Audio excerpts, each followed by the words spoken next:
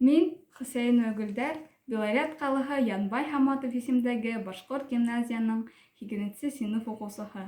Мәжит Ғәфүри, Нур.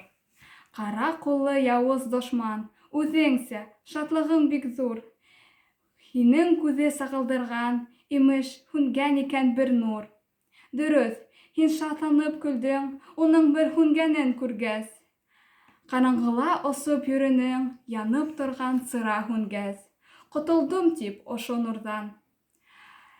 Эсеңдән уйлағанһыңдыр, фәҡәт алдадың, эй дошман, бөтөнләй һүнмәне ул нур.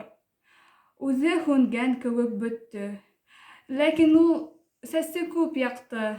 Күрәмһең, инде төн үтте, офоҡтан яҡты таң атты. Беләмһең, ошо нур кем ул? Әсендек ул сыра һүнгәс, биреп торған ине ҙур йәм, юғалған Муланур иптәш.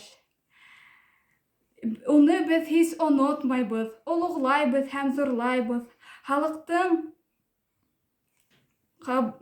ҡорбаны булды, ҡаһарман Муланур тейбеҙ.